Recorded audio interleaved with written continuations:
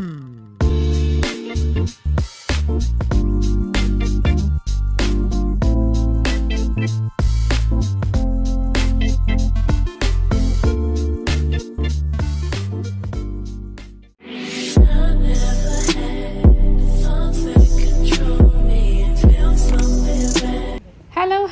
කොහොමද මගේ YouTube යාළුව හැමෝටම මං හිතනවා ඔයාලා හැමෝම හොඳින් ඉන්නවා ඇති කියලා.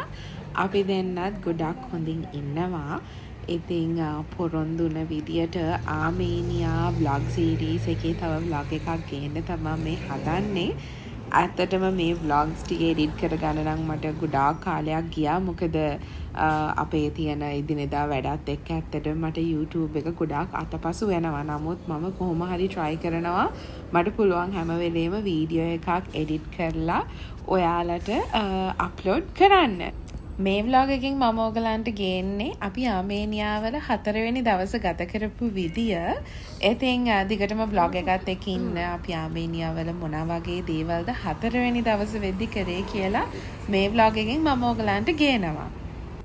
ඉතින් ඔයා අපේ ආමේනියා vlog series එකට අලුත් කෙනෙක් නම් මම ඔයාලට පොඩි intro එකක් දෙන්නම්. අපි මේ ආමේනියා ට්‍රිප් එක ගියේ දෙසැම්බර් 2 වෙනි සතියේ. ඇත්තටම ආමේනියාවල ක්‍රිස්මස් ගොඩාක් ලස්සනයි. ඒගොල්ලන්ගේ ඩෙකොරේෂන්ස්, ඒ පාරවල් වල ඒගොල්ලන්ගේ බිල්ඩින්ග්ස්, එතකොට ඒගොල්ලෝ ක්‍රිස්මස් සෙලිබ්‍රේට් කරන විදිය ගොඩක් වෙනස්. ඉතින් ඒ දේවල් එක්ස්පීරියන්ස් කරන්න හිතාගෙන තමයි අපි දෙසැම්බර් මාසේ මේ ට්‍රිප් එක යන්න දාගත්තේ.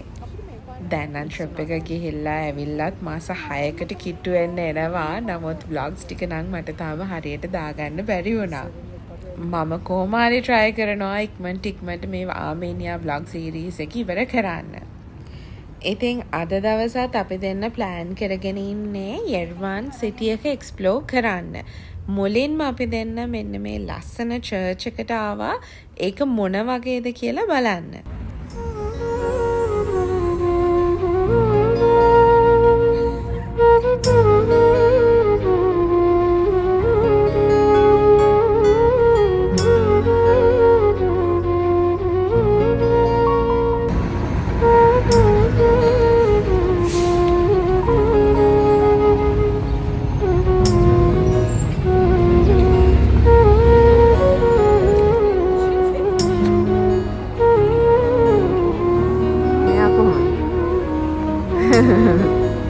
කොහෙද යන්නේ? උදේ ඉඳලා මුකුත් කාලා හිටපු නැති නිසා අපි දෙන්නව මෙන්න මේ ස්පොට් එකට මොනවා හරි පොඩි දෙයක් කන්න ඕනේ කියලා. මේ අලක තියනවා ෂවර්මා, කෙබාබ් වගේ ගොඩාක් ಜಾති තියෙනවා. ඉතින් අපි මොනවාද try කරේ කියලා බලමු. දිලී ගත්ත පෝක් ෂවර්මා එකක් අපි බලමු එයාගේ රියැක්ෂන් එක මොන වගේද කියලා. ඇත්තටම කියනවා නම් ආමේනියාවල කෑම අපි දෙන්න ගොඩක්ම එන්ජොයි කරා. මම හිතන්නේ මම කලින් vlog එකේදීත් කිව්වා මේගොල්ලන්ගේ කෑම හරිම රහයි. අනිත් එක මේගොල්ලන්ගේ පෝක් වලින් කෑම ಜಾති ගොඩාක් තියෙනවා. දැන් මේ දිලි try කරේ පෝක් ෂවර්මා එකක්. ඒක හරිම රහයි. මම ගොඩාක්ම පෝක් ෆෑන් කෙනෙක් නෙවෙයි. මම පෝක් කන්නේම නැති තරම්. නමුත් මම ආමේනියාවල ගිහිල්ලා ගොඩාක් පෝක් try කරා. ඉතින් යාළගේ කෑම හරිම රහයි.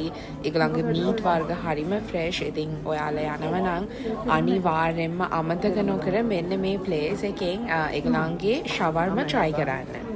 ඔයාලට කියන්න ඕනේ දෙයක් තමයි ආමේනියාවල කෑම ගොඩාක් ගණන් නැහැ. ඒ කියන්නේ ඔයගලන්ට ගොඩාක් කෑම ಜಾති try කරන්න පුළුවන්. දැන් එළියෙන් වගේම එළිය පොඩි කඩවල් වලින් වගේම හොඳ fancy restaurants වලින් ඔයගලන් කෑවත් එහෙම ඔයගලන්ට ලොකු ගාණක් යන්නේ නැහැ. ඉතින් මේ trip එක ආමේනියා යනවා නම් අනිවාර්යයෙන්ම ඔයගලන්ට budget trip එකක් plan කරගන්න පුළුවන්.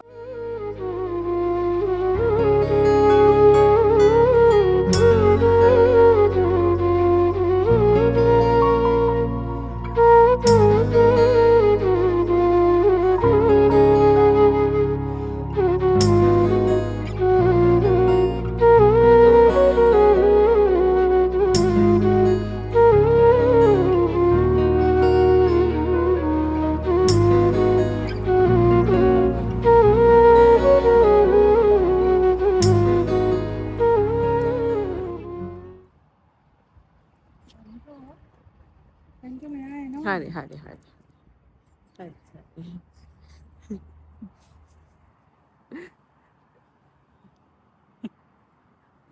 පල්ලුත් කැවුත් කරදරාසේ ගල් ගහිලා ඉන්නේ මේ අකුලකුත් ක්‍රෑම්ප් එකක් ඇවිල්ලාද? මේ මෙතනින් එනවා. අමාරුයිද? නෑ මෙතන එනවා. ඉඳ ගන්න ඕනේද? යූ හියන්නේ බක්‍රැම්පයක් එනවා නා. වැටි පහලට. Beautiful.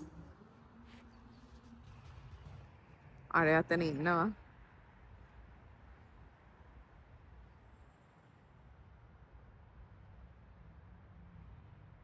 Yo bro.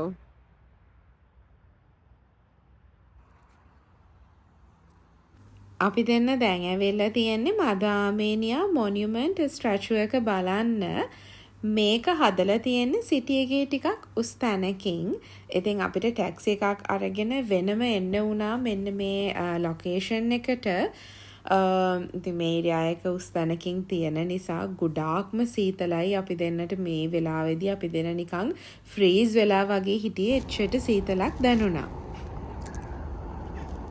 ඕනට පේනවාදර ඈත තියෙන කන්ද. ඒකට අපි යන්න ප්ලෑන් කරගෙන ඉන්නවා.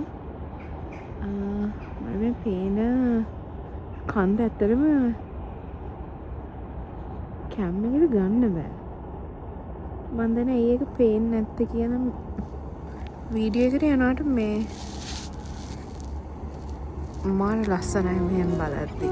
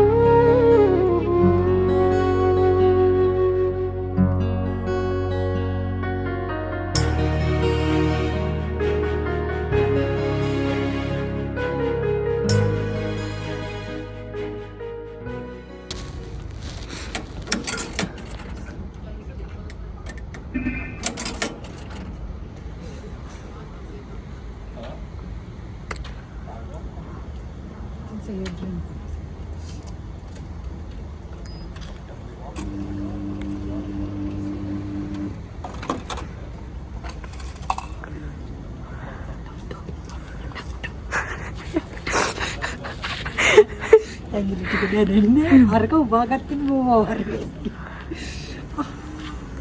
මේකේ එබුන්නේ නෑ බෝතේ.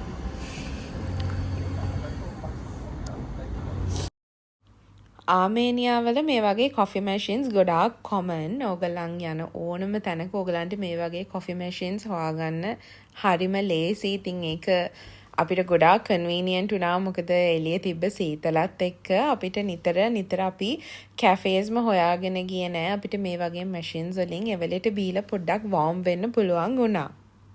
හැබැයි මෙතනින් දෙලී ගත්ත කොෆි එක නම් අපිට බොන්න උනේ නෑ. මොකද දෙලීට ඒකට සුගර් ඇඩ් කරන්න අමතක වෙලා. කොෆි එක රහයිද? රසයිද? ඈ? පරාද කොෆි එක. ඔයා තමයි නැති සුගර්. මේ වෙද්දි නම් මේ හරිය තිබුණ සීතලට අපි දෙන්නවම ගල් ගැහිලා වගේ තමයි හිටියේ. ඒ සීතල ටිකක් දරා ගන්න අමාරුයි. නමුත් කොහොම හරි අපි දෙන්න සර්වයිව් වුණා. දැන් මේ අපි දෙන්න යන්නේ ලස්සන තීම් පාක් එකක් මැද්දෙන්. හැබැයි මේක රෙනොවේෂන් කරන ගමන් තිබුණ නිසා අපි දෙන්නට try කරන්න බැරි වුණා. හැබැයි මං හිතනවා අපි ආපහු කවදා හරි ආමේනියා ගියපු දවසක අපිට මේ තීම් පාක් එක එක්ස්පීරියන්ස් කරන්න පුළුවන් වෙයි කියලා. මේ නිවිය ඇවිදින විදිය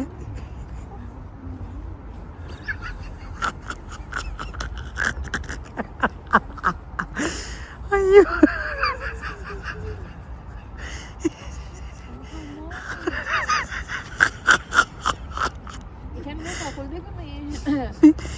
මොකක් හරි හිර කරගෙන ඇවිදිනවා කියන්නේ ඔයගලන්ට ඔයගොල්ලෝ වලට හිර කරගෙන ඇවිදින්න මොකක් හරි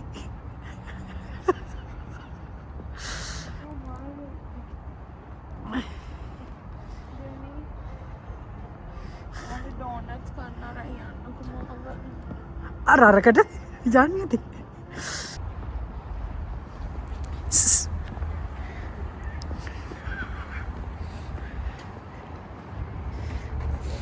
ඉතින් මම නෝමල් නෑ විදිනවනේ. මොකකට ඉර කරන් ඇවිදිනවා වගේ.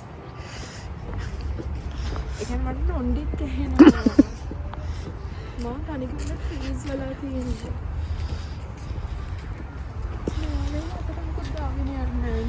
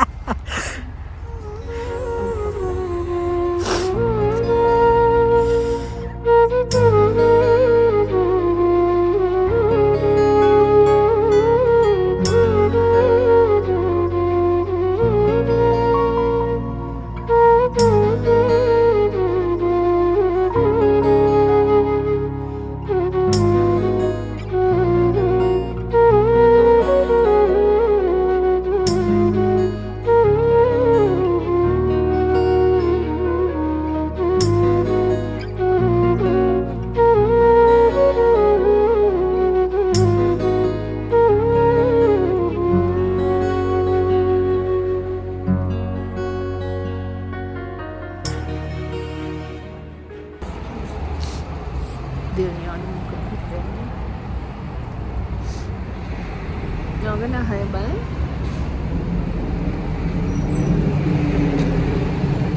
මගේ මේ ඇඟිලි තේරෙන්නේ නැහැ.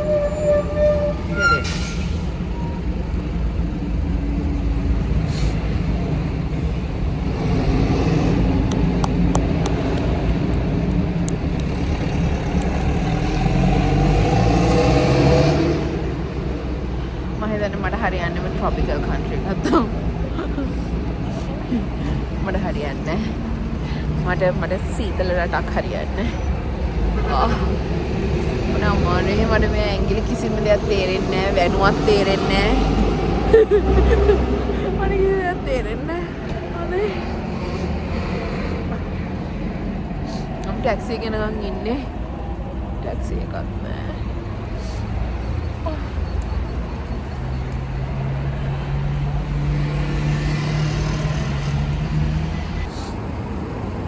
Nama අපිට ආපු ටැක්සි එක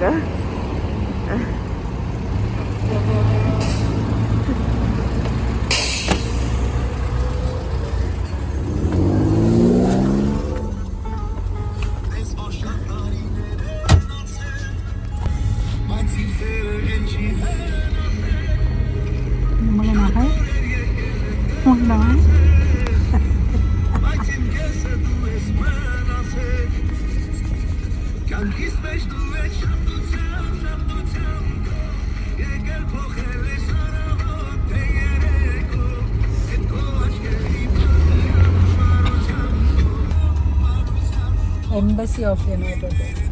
As you can see.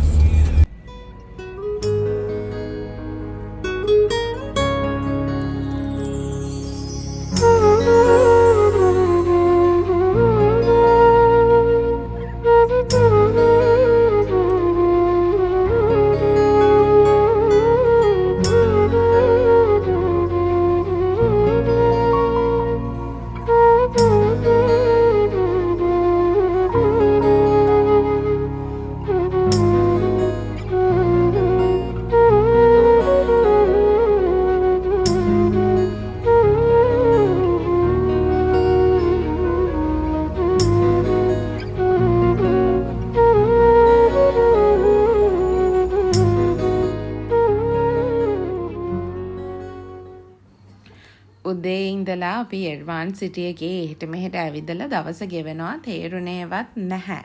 ඉතින් දැන් ගොඩක් රෑ වෙලා තියෙන්නේ. අපි දෙන්න හිතුවා එඩ්වාන්ස් සිටි එකේම තියෙන තවත් ක්‍රිස්මස් මාකට් එකක් එක්ස්ප්ලෝර් කරන්න ඕනේ කියලා. ඉතින් මම ඔයාලට vlog එකේ කලින් කිව්වත් වගේ අපි දෙන්න ආමේනියා වලට දෙසැම්බර් මාසේ එන්න මේන්ම රීසන් එක උනේ එයාලගේ ක්‍රිස්මස්. ඉතින් එයාලගේ මේ මාකට්ස් හරිම ලස්සනයි. ඔයගලන්ට පේනවා ඇති එයාලගේ ක්‍රිස්මස් මාකට්ස් ගැන මම තව ඕගොල්ලන්ට ඉස්සරහා vlogs වලදී ගේන්නම්. ඉතින් thank you for watching this video. මම හිතනවා ඕගොල්ලන් මේ වීඩියෝ එක enjoy කරන්න ඇති කියලා. ඉතින් තවත් ලස්සන වීඩියෝ එකක් ඔයාලට ගේනකම් සතුටින් පරිස්සමෙන් ඉන්න. ආදරේ.